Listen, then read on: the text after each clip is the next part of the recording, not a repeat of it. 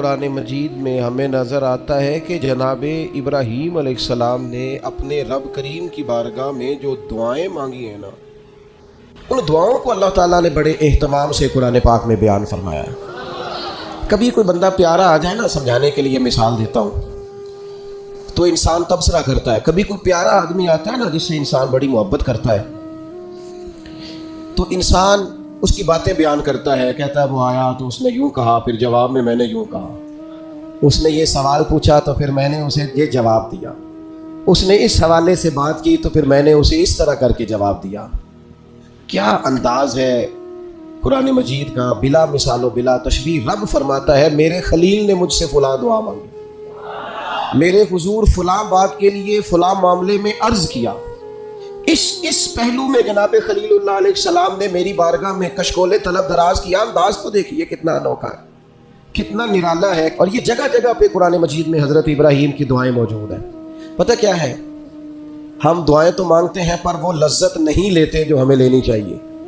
ہم دعا تو مانگتے ہیں پر وہ سرور حاصل نہیں کر پاتے جو ایک بندے کو اپنے رب کی طرف رجوع کرنے میں نصیب ہوتا ہے۔ رسمی سا انداز ہوتا ہے، روٹین کی باتیں ہوتی ہیں، بعض جگہ تو رٹی رٹائی دعائیں ہوتی ہیں۔ حضرت خلیل اللہ علیہ السلام، جن کو رب کہتا ہے واتخذ اللہ ابراہیم خلیلا، میں نے انہیں اپنا گہرا دوست بنایا، وہ اپنے رب کے حضور دعائیں مانگتے ہیں۔ یہ دعا اتنی انوکھی، اتنی پیاری، کاش آپ اس پر غور کریں کہ یہ دعا مانگنا رب کو اتنا پسند آیا ہے کہ اللہ نے قرآن مجید میں بیان فرما دیا ہے۔ 2-3 مقام قرآن پاک کی عرض کرتا ہوں۔ پہلے دیکھیے سورہ بقرہ ہے، حضرت ابراہیم علیہ السلام اور جناب اسماعیل علیہ السلام خانہ کعبہ کی تعمیر کر رہے ہیں۔ حضرت اسماعیل اینٹیں اٹھا کے لاتے ہیں اور جناب ابراہیم علیہ السلام دیواروں پہ لگا کے دیواروں کو بلند کرتے ہیں۔ او دیکھو مسجدیں بنانے والوں، اللہ کے گھر تعمیر کرنے والوں، ذرا اپنی شان تو دیکھو، ذرا دیکھو تو صحیح، تم کس کی سنت کا تتبع کر رہے؟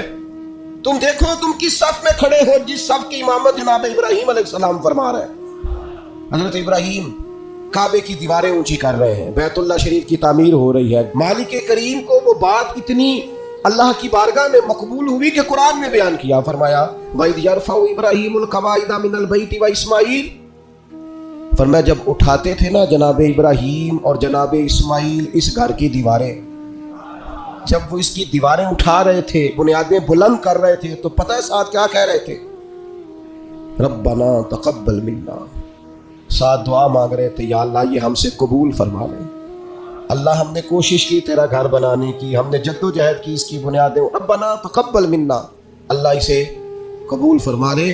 اصل قابلیت نہیں ہوتی، اصل تو قبولیت ہوتی ہے۔ دعا فرماؤ قبولیت نصیب ہو، ہم کوئی عمل کریں تو اس کی بارگاہ میں وہ قبول ہو۔ دعا مانگ ربنا تقبل منا، اے اللہ ہم سے قبول فرما، اس لیے کہ انک انت السمیع العلیم، تو سننے والا بھی ہے اور جاننے والا بھی ہے۔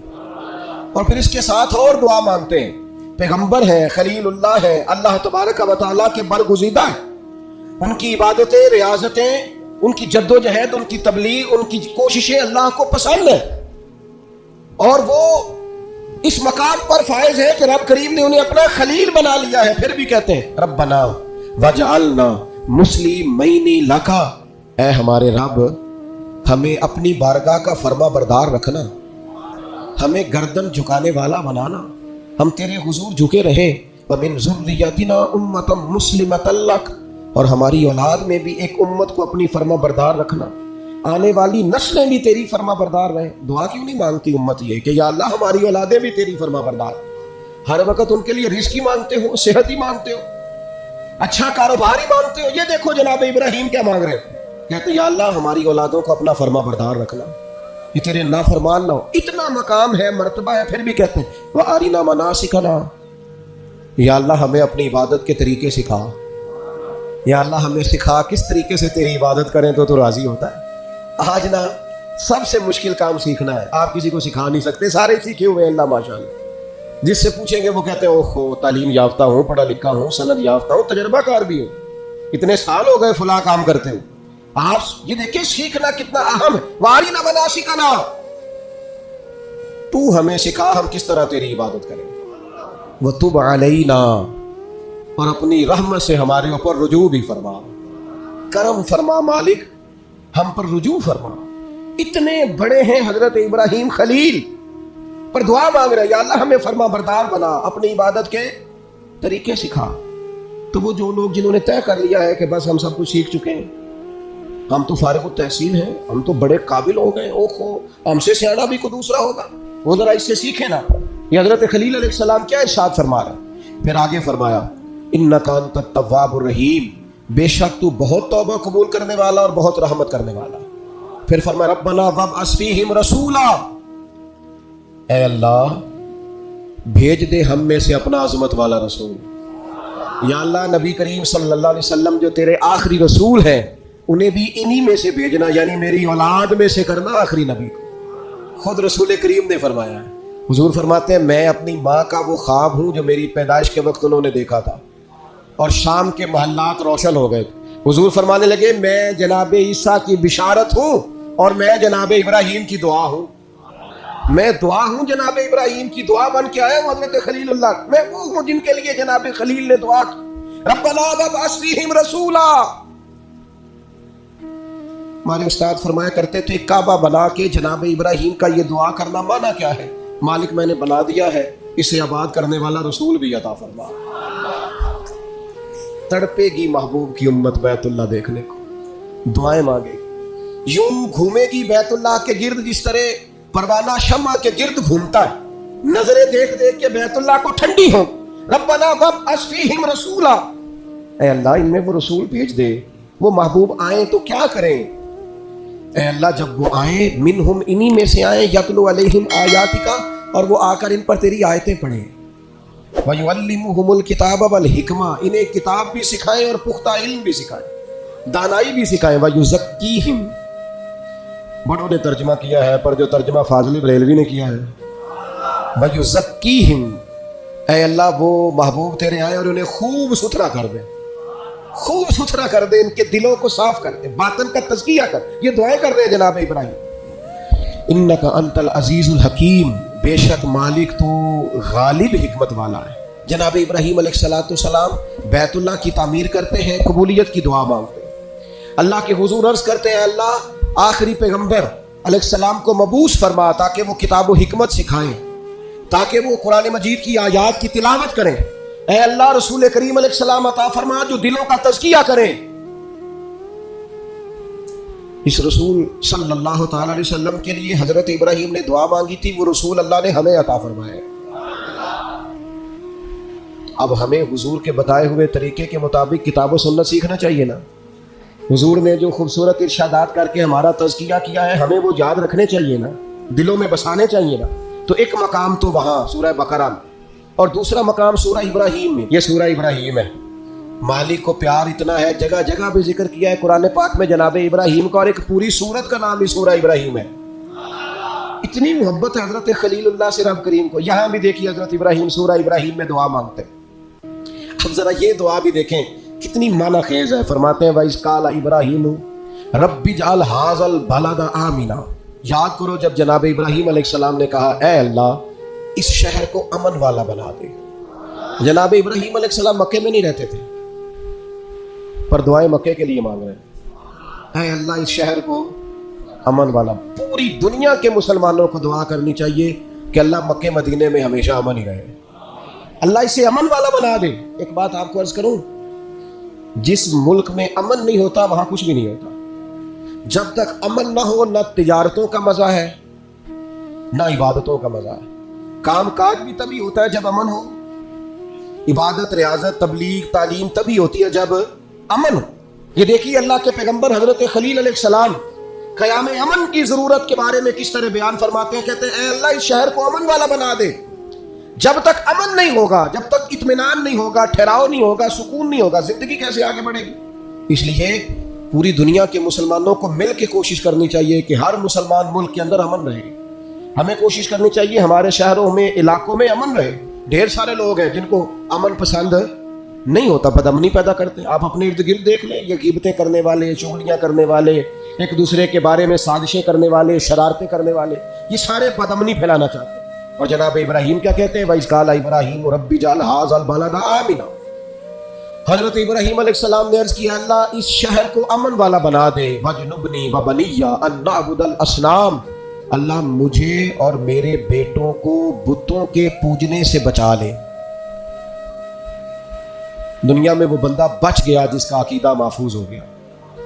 سب سے زیادہ قیمتی خزانہ اس بندے کے پاس ہے جس کی اولاد کے عقیدے ٹھیک ہے، جو اسلام پر پختہ ہے۔ آج ملحد آ گئے ہیں، ملحد بے دین، جو ذہنوں میں سوال چھوڑتے ہیں معاذ اللہ، ہماری نئی نسل کو گمراہ کرنا چاہتے ہیں، دین سے دور کرنا چاہتے ہیں۔ اپنے بچوں کے قریب بیٹھا کرو، ان کی باتیں سنا کرو، ان کی سوچیں دیکھا کرو۔ تھوڑے دن پہلے ایک بچہ مجھے پوسٹ دکھانے لگا، کہنے لگا یہ دیکھیں ایک بندے نے پوسٹ کی ہے، کروڑوں اربوں روپیہ تم جانوروں کو قربان کرنے پہ لگا دیتے ہو، یہ غریبوں کو دے دو، لوگوں کے گھر بن جائیں، بچیوں کی شادیاں ہو جائیں۔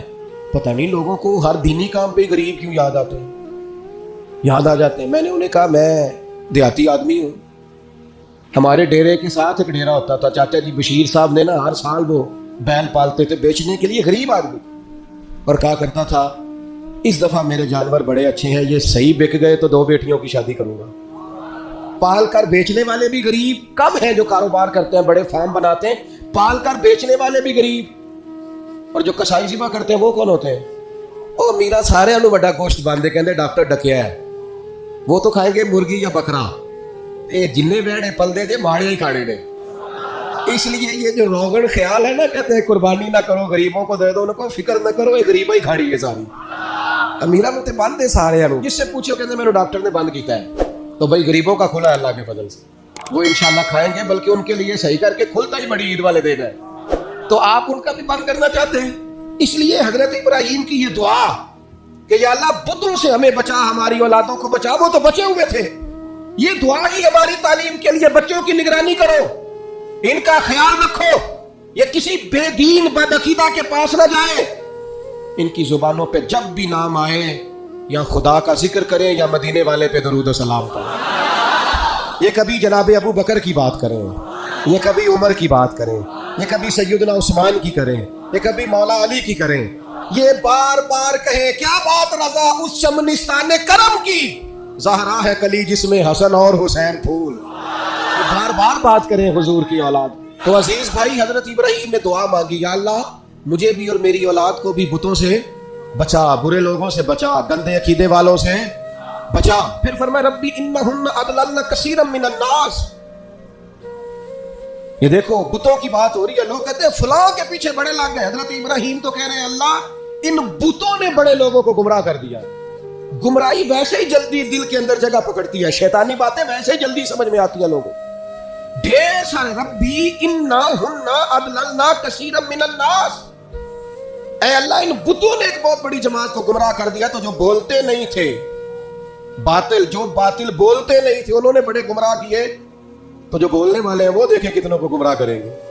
اس لیے حضرت اقبال بولے، کہنے لگے یہ دور بھی اپنے ابراہیم کی تلاش میں ہے، یہ دور اپنے ابراہیم کی تلاش میں ہے، صنم کدا ہے جہاں لا الہ الا اللہ، اور فرماتے ہیں بہار ہو کہ خزاں لا الہ الا اللہ، اگرچہ بت ہے جماعت کی آستینوں میں، پر مجھے ہے حکم ازاں لا الہ الا اللہ، ہم یہ گواہی دیتے رہیں گے اللہ کی توحید۔ کثیر لوگوں کو انہوں نے گمراہ کر دیا۔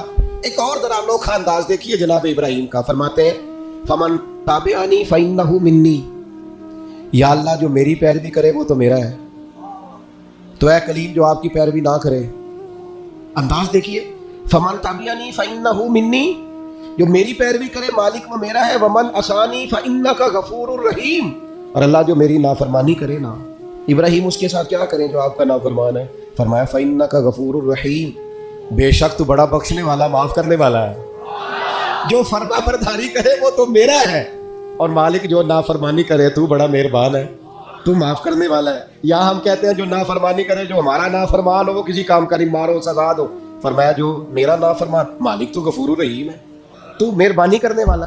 آپ یقین کریں مر جانے کو جی چاہتا ہے جناب ابراہیم کی دعائیں، فَمَا رَبَّنَا إِنِّي أَسْكَنْتُ مِنْ ذُرِّيَّتِي بِوَادٍ غَيْرِ ذِي زَرْعٍ عِنْدَ بَيْتِكَ الْمُحَرَّمِ، اے اللہ میں نے اپنی کچھ اولاد کو نا ایک ایسی وادی میں ٹھہرایا ہے جہاں کھیتی نہیں ہوتی، جو سرسبز و آباد نہیں، بنجر زمین ہے، وہاں میں نے ٹھہرایا ہے، پر عند بیتک المحرم، ठहराया है तेरे हुर्मत वाले घर के पास। हजरत इब्राहीम अलैहिस्सलाम को हुक्म हो गया कि बेटे को और बीवी को बैतुल्लाह छोड़ आओ। औलाद बुज़दिल कर देती है भाई, चंद सालों के लिए परदेश लोग जाते हैं तो रोते हुए जाते हैं। गैर मुअय्यना मुद्दत के लिए जनाब इब्राहीम अपने लख्त जिगर को, और बेटा भी आम नहीं, हजरत इस्माइल अलैहिस्सलाम इतने सोने थे कि उन जैसा खूबसूरत कोई नहीं। जनाब हाजरा को और बेटे को थोड़ी सी खजूरें दे के, मिश्कीज़ा पानी का दे के बैतुल्लाह के पास भी वादिन गैरि ज़ी ज़र्अ, कुरान कहता है ऐसी वादी जहाँ खेती नहीं होती, बंजर जगह, छोड़ा जनाब इब्राहीम ने। पलटने लगे तो जनाब हाजरा दामन थाम के कहने लगी बेटे को छोड़ के जा रहे, पुत्र को छोड़ के जा रहे, मुझे छोड़ के जा रहे। हजरत इब्राहीम चुप है। मेरी बहनों, अपने शौहरों से सवाल पूछने वालियों, नहीं होते कुछ सवालों के जवाब शौहर के पास। अपने बुजुर्गों से सवाल पूछने वाले बेटों, नहीं कुछ सवालों के जवाब होते। रोज अपने बड़ों को कटहरे में खड़े करने वालों, कुछ सवालों के जवाब न पूछा करो। कुछ राज ऐसे होते हैं जिनके बारे में ना गुफ्तगू करो। पूछा खातून ने क्यों छोड़ के जा रहे हो? जनाब इब्राहीम चुप है। फिर पूछा क्यों छोड़ के जा रहे हो? वो खामोश है। उनके बात ही बड़ी अनोखी है, बेटे को छोड़ आना, बीवी को छोड़ आना, ऐसी जगह जहां खेती कोई नहीं, पानी कोई नहीं। फिर हजरत हाजरा खुद ही बोली, फरमाने लगी आप छोड़ के जा रहे हैं, ये रब का हुक्म है। तो हजरत खलील कहने लगे हाजरा अल्लाह का हुक्म है। तो तसल्ली हजरत इब्राहीम ने देनी थी ना कि हाजरा फिक्र न करना, रब का हुक्म है, तो घबराना ना, यहाँ खैर होगी। जब हजरत हाजरा ने सवाल का जवाब लिया अल्लाह का हुक्म है, अल्लाह का हुक्म है, अब हजरत हाजरा बोलती है और जनाब खलील से अर्ज करती है हमारी फिक्र न करना, इसलिए कि जिस रब ने कहा है ना यहाँ छोड़ जाओ, वो बड़ा करीम है, वो हमें जाया कभी नहीं करेगा। और कर तो सही ना, तो ये भरोसा अपने रब। सीख जनाब इस्माइल की वालदा जनाब हाजरा से, सीख जनाब हाजरा से अल्लाह पे भरोसा करना। अल्लाह कभी हमें जाया।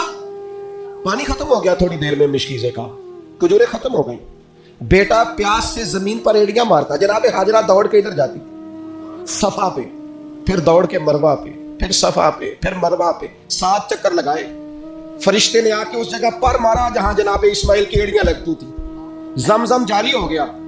मालिक हो गया एक दफा जनाब हाजरा का जाना आना, तो करीम ने फरमाया मेरा कलीम छोड़ आया। मेरी प्यारी बंदी हाजरा उसके कहने पे वहां रुक गई। दुखों के दिन थे, तकलीफों के दिन थे, मेरी रिजा पर वो ठहर गए, सब्र किया। अब देखो ना, कयामत तक मेरा इनाम देखो।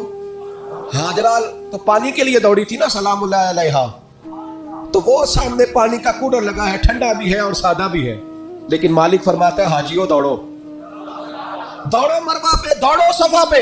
इन्न सफा वल मरवा मिन शाइरिल्लाह, ये सफा मरवा अल्लाह की निशानियां हो गई। तू रब की रिजा पे सब्र करना, और सब्र करके तुझे थोड़ी सी मुशक्कत करनी भी पड़ी ना, तो मालिक का इनाम देख। कयामत तक जो उम्रा करना जाएगा, हज करने जाएगा, पानी सामने पड़ा है पर दौड़ना पड़ेगा। दौड़ो मील है, नखदर है, दौड़ो इनके बीच। क्यों? पसंद आ गई है ना जनाब हाजरा की अदा, पसंद भा गई है जनाब हाजरा की अदा। कमाल कर दिया जनाब हाजरा ने। ये इश्क और मोहब्बत का सफर होता है, सारा हज का सफर, सारा बारफ्तगी का सफर है, अल्लाह वालों की यादों का सफर। हजरत इब्राहीम जब छोड़ आए ना, औलाद औलाद होती है ना, छोड़ आए बेटे को, पर खेती कोई नहीं थी, बगैर पानी के बच्चे को छोड़ आए। हज पे भी जाते हैं लोग तो पड़ोसियों को भी कहते हैं हजरत ध्यान रखे आगे। 100 किस्म की बातें, लोग बच्चे बच्चे होते हैं ना, औलाद औलाद होती, छोड़ तो गए, पर फिर हजरत कलीम में कोने में बैठ गए और कहने लगे रब्बना इन्नी अस्कनतु मिन ज़ुर्रियती बिवादिन गैरि ज़ी ज़र्अइन इंद बैतिकल मुहर्रम। ऐ अल्लाह, मैंने अपनी औलाद में से कुछ को ना उस वादी में ठहराया जहाँ खेती नहीं होती, सब्जा नहीं होता, फल नहीं, पर इंद बैतिकल मुहर्रम ठहराया मैंने तेरे घर के पास है। ओ बेटो बेटियों, देखो माँ बाप का प्यार कैसा होता है। मैंने ठहराया है वहां। मालिक एक दुआ है तेरे खलील की, रब्बना लियुकीमुस्सलात, ऐ अल्लाह मैं चाहता हूं ये नमाज कायम करे। पहली बात नमाज, मैं चाहता हूं मेरे बच्चे नमाजी हो, सवेरे उठे तेरे हुजूर सजदा रेज हो, वुजू करें, इबादतें करें, रियाजतें करें। अगली बात बड़ी अनोखी है, फरमाया فَاجْعَلْ أَفْئِدَةً مِّنَ النَّاسِ تَهْوِي إِلَيْهِمْ، اے اللہ لوگوں کے دل ان کی طرف مائل کر دے. دنیا میرے بچوں سے پیار کرے، لوگ اولاد اسماعیل سے پیار کرے، ان کی طرف لوگوں کے دل پھیر دے. قیادتوں کا ہر دل عزیز ہونا بڑا ضروری ہوتا ہے. جسموں پہ حکومت کوئی حکومت نہیں ہوتی. انسان کے جسموں پر وجود پر حکومت کرنا کوئی کمال نہیں. اصل کمال ان کا ہوتا ہے جو دلوں پر حکومت کرتا ہے. دل جھکے چلے جاتے ہیں، طبیعتیں بڑھی چلی جاتی ہیں. آنکھوں پہ پٹی بھی باندھ دے تو محبوب کے دروازے کی طرف انسان بڑھتا ہی چلا جاتا ہے. کہا لوگوں کے دل پھیر دے ان کی طرف، لوگ ان سے پیار کرے. ہر سال دنیا قربانی کرتی ہے. رسول پاک علیہ السلام نے حد بندی، یا رسول اللہ قربانی کیا ہے؟ فرمایا جناب ابراہیم کا طریقہ ہے. ہر سال ذکر ہوتا ہے جناب ابراہیم کا، ہر سال ذکر ہوتا ہے حضرت اسماعیل، ہر جگہ ذکر ہوتا ہے جناب یعقوب کا، جناب یوسف کا. اپنی اولاد کے لیے دعا مانگا کرو، رب لوگوں کے دلوں میں ان کی محبت پیدا فرمائے. بندہ اچھا لگتا ہے، وہ بندہ پیارا لگتا ہے جو اولاد سے پیار کرے. اس سے پیار ہو جاتا ہے جو بچوں سے پیار کرے. اللہ ان کی طرف لوگوں کے دل پھیر دے. پہلے نمازی بنا دے، پھر انہیں ہر دل عزیز بنا دے. اب حضرت ابراہیم کہتے ہیں وَارْزُقْهُم مِّنَ الثَّمَرَاتِ لَعَلَّهُمْ يَشْكُرُونَ، یا اللہ انہیں پھلوں میں سے رزق بھی دے تاکہ یہ تیرا شکر ادا کریں. اللہ انہیں رزق بھی عطا فرما، انہیں پھلوں میں سے رزق بھی دے. اولاد کے لیے دعا مانگا کرو، انہیں اللہ روزی دے وسیع، اللہ دے کسی کی محتاج نہ ہو، بچے کسی کے دست نگر نہ ہو، کسی کے ہاتھ نہ دیکھنے پڑے، کسی کی طرف بڑھنا نہ پڑے. آگے ارشاد فرماتے ربنا انک تعلم ما نخفی وما نعلن. حضرت ابراہیم نے بات ہی کھول دی. فرمایا اے رب تو جو ہم ظاہر کرتے ہیں وہ بھی جانتا ہے، اور جو ہم چھپاتے ہیں وہ بھی جانتا ہے. وما یخفی علی اللہ من شیء فی الارض ولا فی السماء، اللہ پر کوئی چیز چھپی ہوئی نہیں، نہ زمینوں میں نہ آسمانوں میں. پھر اولاد کے لیے دعا مانگی جا رہی. اس شہر کے لیے بھی دعا مانگی جہاں بچے رہتے، یہاں امن رہے. یہ بھی دعا مانگی کہ یہ نمازی ہو. یہ بھی دعا مانگی حضرت ابراہیم علیہ السلام نے کہ اللہ انہیں رزق دے پھلوں میں سے. یہ بھی دعا مانگی لوگوں کے دل ان کی طرف کر دے. اور پھر کہا تو جانتا ہے ہمارے ظاہر اور باطن کو. پھر ارشاد فرمایا کہ میں اب بیچ میں شکر بھی ادا کرتے ہیں. کہتے ہیں الحمدللہ الذی وہب لی علی الکبر اسماعیل و اسحاق. کہتے ہیں تمام تعریفیں اس اللہ کے لیے جس نے بڑھاپے میں مجھے اسحاق اور اسماعیل عطا فرمائے. بڑھاپے میں اللہ نے اولاد دے دی، ساری تعریفیں اس کے لیے. پھر ارشاد فرماتے ہیں ان ربی لسمیع الدعا، بے شک میرا رب دعاؤں کا سننے والا ہے. آگے ارشاد فرماتے ہیں ربی جعلنی مقیم الصلاۃ ومن ذریتی، اے اللہ مجھے بھی نماز قائم کرنے والا بنا دے اور میری اولاد کو بھی نماز قائم کرنے والا بنا. کیا ہی مزہ ہے اگر باپ بیٹا ایک صف میں کھڑے ہو کے نماز پڑھیں. کیا ہی لطف آئے اگر باپ بیٹا کٹھے احرام باندھ کے طواف کریں. کیا مزہ یاد آئے اگر کبھی باپ بیٹا بیٹیاں اہل خانہ سارے کٹھے حضور کی بارگاہ میں حاضر ہو. کیا نرالا انداز. مجھے بھی نمازی بنا دے اور میری ربنا وتقبل دعا، یا اللہ ہماری اس دعا کو قبول فرما لے، اس دعا کو قبول. ربنا اغفر لی والی والدیا، پچھلی ساری دعائیں اولاد کی. اب کہا ربنا اغفر لی والی والدیا، اے اللہ مجھے بھی بخش دے اور میرے والدین کو بھی بخش دے، ان کی بخشش کر دے. وللمؤمنین یوم یقوم الحساب، اور جس دن تو حساب لے اس دن تمام مومنوں کی بخشش فرما دے. اللہ سب کو بخش دے حساب والے دن. سورۃ شعراء میں آتا ہوں اور یہاں سے 2-3 آیات عرض کر کے اپنی بات سمیٹتا ہوں. اللہ تعالیٰ نے اس صورت میں جناب ابراہیم کی اور دعاؤں کا ذکر فرمایا. فرمایا حضرت ابراہیم نے دعا مانگی ربی حب لی حکما والحقنی بالصالحین، اے اللہ مجھے علم و عمل عطا فرما اور مجھے نیک لوگوں سے ملاقات کرا. علم و عمل دے اور جو صالحین ہیں ان سے ملا. بڑا خوش نصیب ہوتا ہے وہ شخص جسے علم بھی ملے، عمل بھی ملے اور پھر صالحین کی صحبت بھی ملے. نیک لوگوں کی جسے سنگت نصیب ہو. اچھے لوگوں کے پاس، وہ گلی میں کوئی سنگترے بیچ رہا تھا نا تو درویش اندر بیٹھے تھے تو آواز لگا رہا تھا اچھے سنگترے اچھے سنگترے اچھے سنگترے. تو بابا جی کو اندر ہی وجد ہو گیا. کسی نے کہا یہ کیا ہوا؟ فرمانے لگے وہ کہہ رہا ہے جنہ دے سنگ چنگے سانو ترے، اچھے سنگ ترے، جنہ دے سنگ اچھے سانو ترے. جناب ابراہیم کی دعا دیکھو. فرماتے ربی حبلی حکمم والحقنی بالصالحین، اے اللہ حکم عطا فرما. مانا مفسرین نے کیا علم و عمل عطا فرما، اور اے اللہ مجھے ان سے ملا دے جو صالح لوگ ہیں. یہ دعا مانگتے ہیں. پھر کہتے ہیں اے اللہ جو لوگ میرے بعد آئیں نا ان میں میری سچی ناموری رکھنا۔ اے اللہ بعد والے پچھلے ہمارا ذکر کریں تو ذرا اچھے لفظوں کے ساتھ کریں، ہمارے بعد ہمارا ذکر ہو تو خیر کے ساتھ ہو۔ ہماری تعلیم کے لیے جناب ابراہیم دعا کرتے ہیں، فرماتے ہیں کہ پیچھے اس طرح کا چھوڑ کے جانا کہ تمہیں خیر کے ساتھ یاد کیا جائے، یعنی تم کہیں بیٹھو تو لوگ کہیں کیا بات ہے، اور اٹھ کے جائیں تو لوگ کہیں کیا بات ہے۔ لوگوں کے بیچ ہماری اچھی ناموری ہو۔ جناب ابراہیم دعا مانگتے ہیں، جناب ابراہیم کہتے ہیں وَجَعَلْنِي مِن وَرَثَةِ جنت النعیم، یا اللہ ان لوگوں میں سے کر دے جو جنت نعیم کے وارث ہیں۔ ہمارے تعلق بنا پر جنتیوں سے بنا، ہمیں ان سے جوڑ دے جو چنگیاں دے لڑ لگی ساں تے چولی چ پھول پئے، تو ایک دن پیڑیاں نال میں رل گئی تے میرے اگلے بھی ڈول گئے۔ کہا اے اللہ ان میں سے کر دے جو جنت نعیم کے وارث ہیں، اور فرمایا ولا تخزنی یوم یبعثون، یا اللہ اس دن رسوا نہ کرنا جس دن لوگ قبروں سے اٹھائے جائیں گے۔ اللہ دنیا میں پردہ رکھا ہے تو قیامت میں بھی۔ میں آپ کو ایک راز کی بات بتاؤں، مومنوں کا پردہ رہ جانا ہے قیامت میں۔ عقیدہ ٹھیک رکھیں، اللہ سے ڈرتے رہیں، توبہ کرتے رہیں، گناہوں سے بچنے کی کوشش کرتے رہیں، لیکن پردہ انشاءاللہ اور بھی بڑی جگہوں پہ حدیث ہے۔ پر قاضی ثناء اللہ صاحب پانی پتی رحمۃ اللہ علیہ نے جو لکھی ہے انوکھی لکھی ہے۔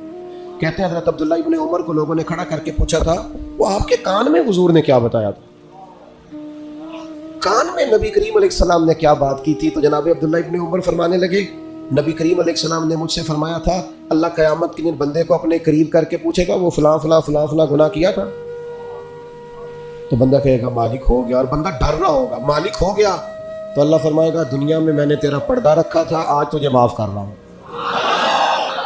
پردہ رکھا تھا معاف کر رہا ہوں۔ حضرت ابراہیم کہتے ہیں یا اللہ جب قبروں سے اٹھائے جائیں تو رسوا نہ کرنا، امید ہے کرم کی، امید ہے اس کی رحمت پر، امید ہے۔ یوم نحشر المتقین الی الرحمن وفدا، اللہ کہتے ہیں جب متقی قبروں سے اٹھائے جائیں گے تو رحمان کی بارگاہ میں مہمان بنا کر پیش کیے گا، امید ہے کرم ہی ہوگا۔